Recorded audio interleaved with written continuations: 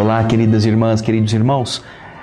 O espírito da letra, estudando a obra de André Luiz, extraindo conteúdos que às vezes passam sem que a gente perceba, porque fazemos as leituras corridas, às vezes com pressa, sem degustar.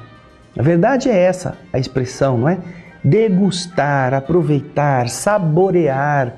Aliás, a palavra saber tem uma ligação muito íntima com a palavra saborear. Sabiam disso? Então, pesquisem. O saber e o sabor. A sabedoria e o saborear são primas irmãs. E nós estamos estudando assim, com este carinho, esta calma, os diversos capítulos do livro Os Mensageiros. Já fizemos com o Nosso Lar, agora chegou a vez dos Mensageiros. Estamos no capítulo 41. Semana passada nós aprendemos sobre as matérias densas que a nossa mente produz, nuvens de bactérias, nuvens de germes mentais que contaminam tanto quanto as bactérias físicas. E eles viram isto porque estavam volitando sobre a cidade, indo em direção ao campo. Agora, nós vamos ver no capítulo 41 que Aniceto, o Vicente e o André chegam ao campo. E por isso nós convidamos você para pegar o seu livro Os Mensageiros, no capítulo 41, cujo título é Entre Árvores, para lermos e compreendermos os ensinamentos que estão ali contidos, ok? Então, o meu já está aqui, Basta você agora correr lá, tirar o seu do freezer, debaixo da prateleira, espanta o gato que está dormindo em cima, pega o livro, vamos abri-lo. Decorridos alguns minutos, atingíamos pequena propriedade rural, povoada de arvoredo acolhedor. Laranjeiras em flor perdiam-se de vista, bananeiras estendiam-se em leque, enquanto o goiabal, de longe, parecia uma mancha forte de verdura. A relva macia convidava ao descanso e o vento calmo passava de leve, sussurrando alguma coisa através da folhagem. Aniceto respirou em longos e profundos, inalar e exalar. E então disse: os desencarnados, embora não se cansem como as criaturas terrestres, não abrem mão, não dispensam a pausa de repouso. Em geral, nossas operações à noite são ativas e trabalhosas. Apenas 1/3 dos companheiros espirituais em serviço na crosta conserva-se em atividade diurna. Ué? Eles trabalham à noite. E todos os que estão em espírito, trabalhando na terra, durante o dia, só 1/3 fica trabalhando. Mas é aí que o povo está acordado, é aí que os caras estão fazendo o que tem que fazer, os encarnados. E o que os desencarnados ficam fazendo, os trabalhadores? 1/3 só fica trabalhando. E ele vai explicar por quê. Vejam lá. Notando-nos a curiosidade, ele disse: isso é razoável. O dia terrestre pertence com mais propriedade ao serviço do espírito encarnado. O homem deve aprender a agir testemunhando compreensão das leis divinas. Pelo menos durante certo número de horas, deve estar mais só com as experiências que lhe dizem respeito.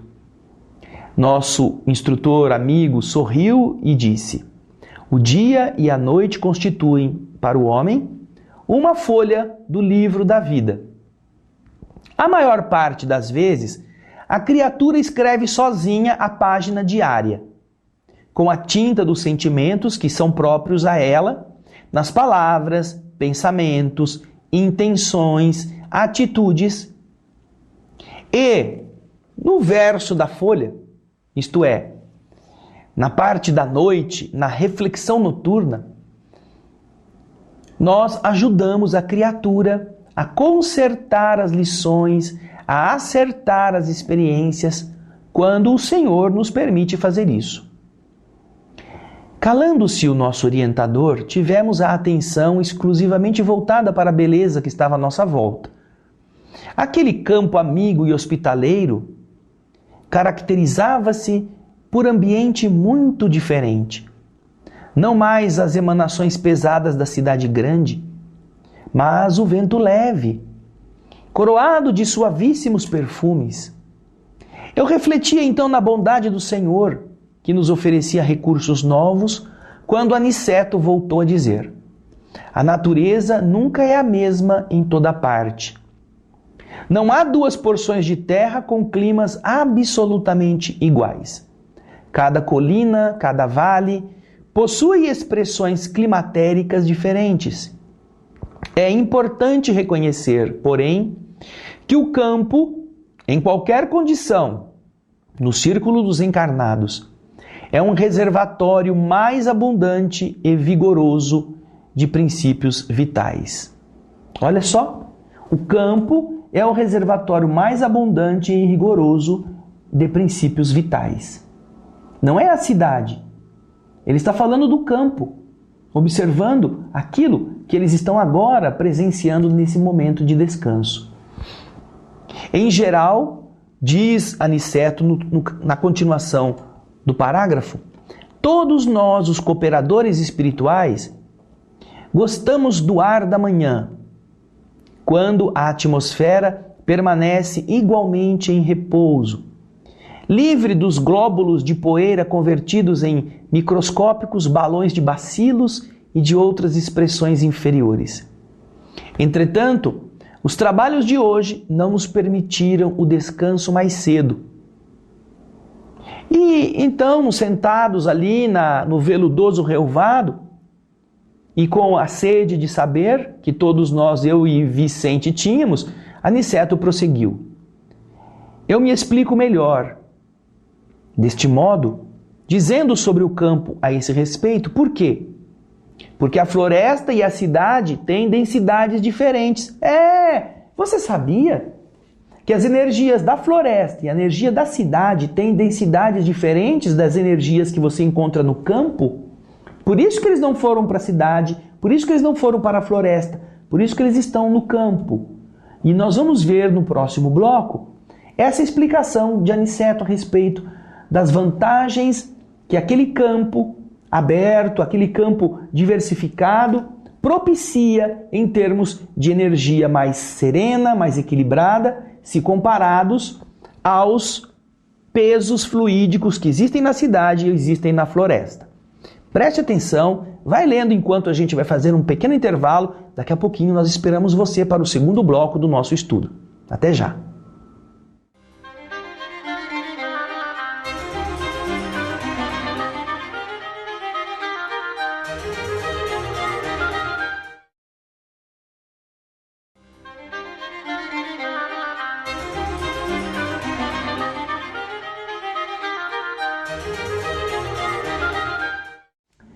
Estamos de volta com o estudo do livro Os Mensageiros. Hoje o capítulo 41, falando das peculiaridades do campo, naquele ambiente da natureza, onde o Aniceto, o André e o Vicente se encontram. Nós vimos no bloco anterior que Aniceto está explicando que existe uma diferença vibratória entre a densidade energética da cidade, da floresta, em relação àquilo que eles encontram disponível no campo onde eles estão. Você viu que tinha laranjeiras em flor, bananeiras, tinha pés de goiaba espalhados, o vento passava por todo este ambiente, passarinhos, devia ter um monte de coisa muito bonita nessa área em que eles se encontravam. E agora nós vamos ver, e você vai acompanhar o texto, que o Aniceto continua a explicar, porque ele estava dizendo que naquela região a vibração é diferente. Ele diz assim, olha, eu me explico melhor para vocês. E digo isto porque na floresta temos uma densidade forte pela pobreza das emanações vibratórias, não é? Em vista da impermeabilidade ao vento. Aí, o ar costuma converter-se em elemento asfixiante pelo excesso de emissões dos reinos inferiores da natureza. Na cidade, a atmosfera é compacta e o ar também sufoca pela densidade mental das mais baixas aglomerações humanas. No campo, dessa maneira, temos o centro ideal. E mostrando as árvores que estavam ao nosso redor, balançando, continuou dizendo: reina aqui a paz relativa e equilibrada da natureza terrestre. Nem a selvageria da mata virgem, nem a sufocação dos fluidos humanos. O campo é nosso generoso caminho central, a harmonia possível, o repouso desejável. Embalados ao pio de algumas juritis solitárias, repousamos algumas horas, magnificamente asilados no templo da natureza. Com as primeiras tonalidades do pôr do sol, do crepúsculo, Aniceto nos convidou a um passeio rápido pelas imediações. Reconhecia que estávamos muito mais bem dispostos. Somente depois de nos locomovermos por alguns minutos, observei que nas vizinhanças havia grande quantidade de trabalhadores espirituais. Olha só, não era só o André Luiz, ou o Vicente, ou o Aniceto que se encontrava ali. Naquela região, muitos trabalhadores espirituais estavam também em ação, recolhendo energias, trazendo espíritos, acompanhando encarnados, fazendo algo que pudesse extrair daquele ambiente as energias positivas, que no plano espiritual eles poderiam beneficiar-se com isto. Em face das minhas interrogações, o nosso mentor explicou: o campo, André, é também vasta oficina para os serviços da nossa colaboração ativa. E mostrando os servidores que iam e vinham, considerou: o reino vegetal possui cooperadores numerosos. Vocês possivelmente ignoram que muitos irmãos se preparam para o mérito de uma nova encarnação no mundo, prestando serviço aos reinos inferiores. O trabalho com o Senhor é uma espécie de escola, uma escola viva em toda parte. Nesse momento, nossa atenção foi atraída por significativo movimento na estrada próxima. Mas antes da gente falar deste movimento, você já pensou neste conceito que nós vimos aqui no livro, que tantos trabalhadores do plano espiritual fazendo o esforço no bem como uma forma de conquistar vantagens para uma vida futura em melhor condição? O serviço ao reino da natureza. Nós vimos no livro Nosso Lar que nos capítulos finais, Narcisa, precisando ajudar André a salvar Ernesto, que está obsedado por duas entidades. O Ernesto era o segundo marido da esposa do André, que havia tomado o lugar do André, a família do André, a casa do André. E o afeto da esposa do André, a Zélia. Ele vê o seu, vamos dizer, o seu antagonista na cama, passando mal, e duas entidades atuando sobre ele.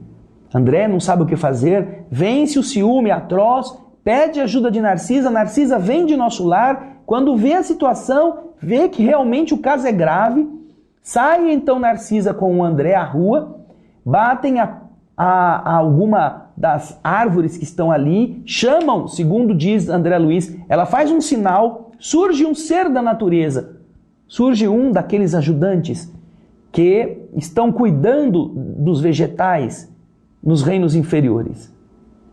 E ali ela pergunta onde é que há determinado tipo de árvore, e a entidade informa a ela na região onde ela iria encontrar seres que nos diversos níveis evolutivos estão cuidando da natureza. E isto é muito importante que nós não nos esqueçamos. Você viu aqui, o reino vegetal possui cooperadores numerosos. Vocês possivelmente ignoram que muitos irmãos se preparam para o mérito de uma nova encarnação no mundo, prestando serviço aos reinos inferiores. Está aqui avisado. E, naturalmente, no plano espiritual isso é tão importante quanto também o é no plano material. O respeito que nós devemos ter para com as dádivas da vida em todas as áreas. não apenas com relação ao nosso ganha-pão, mas também em preservar tudo aquilo que, sendo origem divina, representa um degrau na evolução da humanidade, um degrau no crescimento espiritual daqueles seres.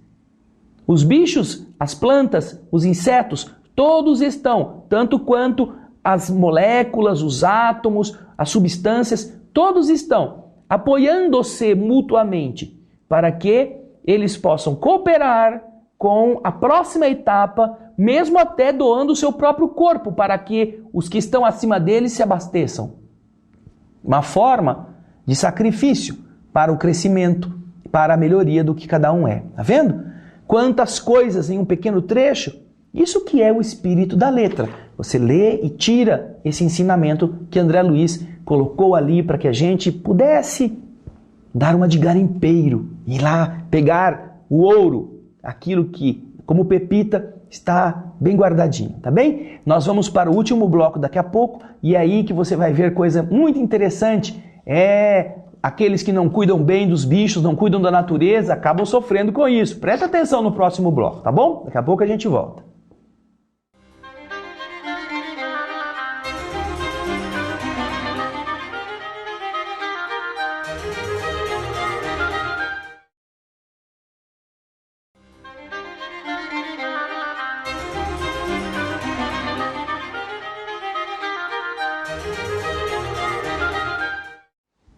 Estamos de volta com o estudo do capítulo 41 do livro Os Mensageiros. E você viu no último bloco que André Luiz, Vicente e Aniceto começaram a ver naquela região do campo onde eles estavam um movimento numa estradinha que estava por ali, devia ser uma estradinha de terra, né? Uma estradinha no campo. Não era uma autopista, não era uma grande estrada, não.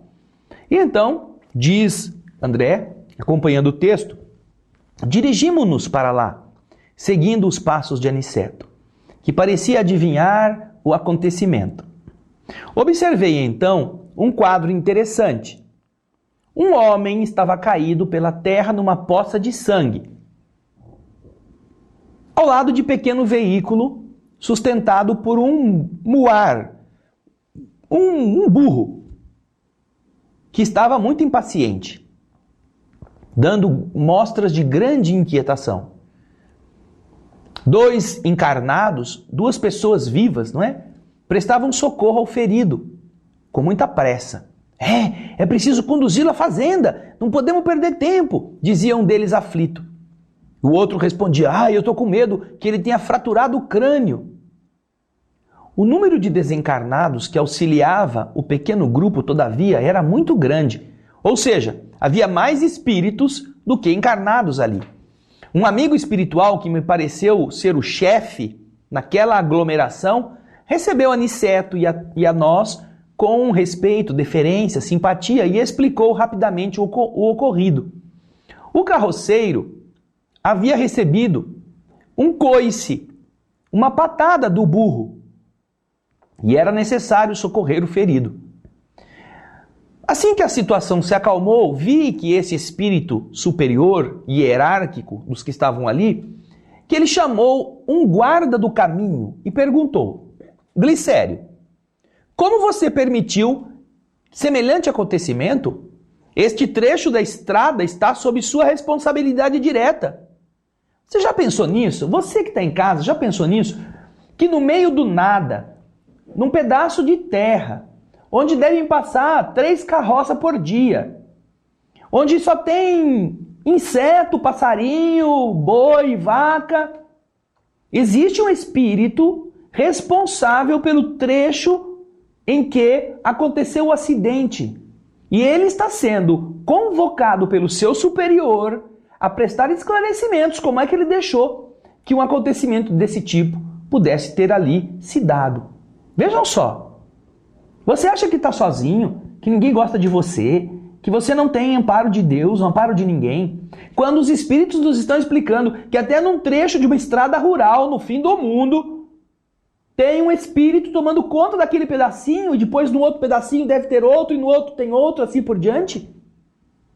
Olha que coisa bonita. Então, Então o subordinado, Glicério, quando foi chamado, respeitoso, respondeu: ó Senhor, eu fiz o possível para salvar este homem, que aliás é um pobre pai de família. Meus esforços foram improfícuos, porque ele é muito imprudente. Há muito, sempre que ele passa por aqui, procuro cercá-lo de cuidados.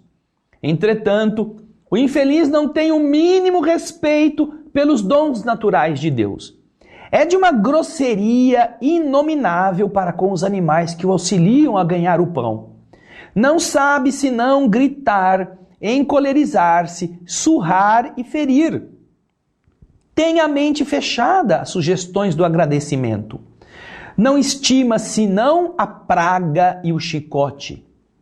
Hoje, tanto perturbou o pobre animal, este animal que o ajuda, que aguenta os seus desatinos, tanto o castigou, que ele próprio pareceu mais animalizado.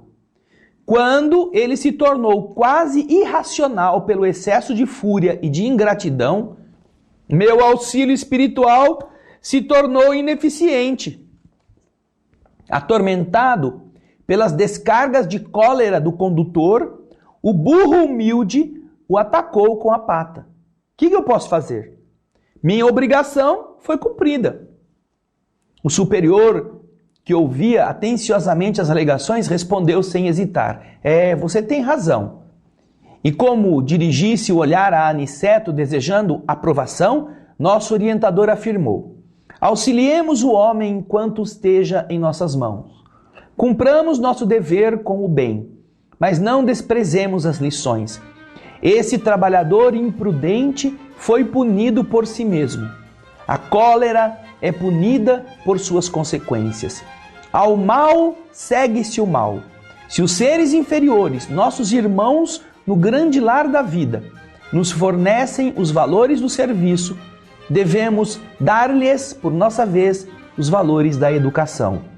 Ora, ninguém pode educar odiando, nem edificar algo de útil com a fúria e a brutalidade.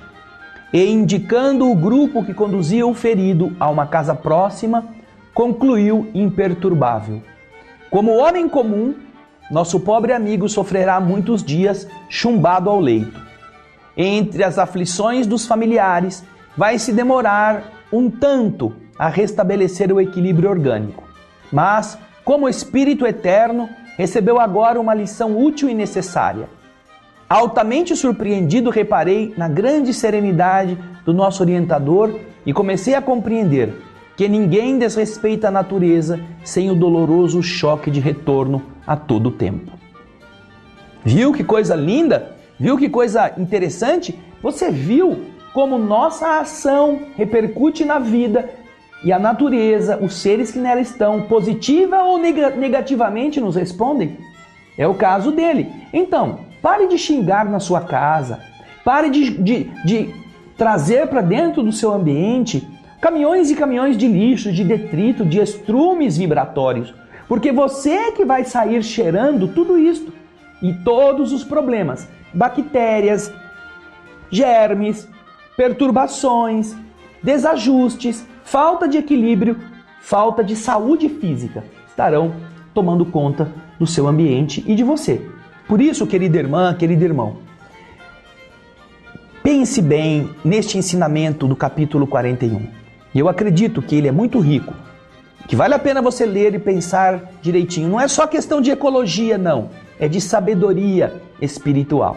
E esperamos que estes conceitos de Aniceto, que o Espírito da Letra está trazendo a você, ajude você a respeitar melhor as plantas, os animais, para amar melhor as pessoas.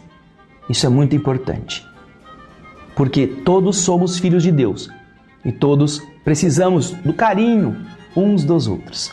Obrigado pela sua audiência, obrigado pela sua presença, até o próximo e muita paz.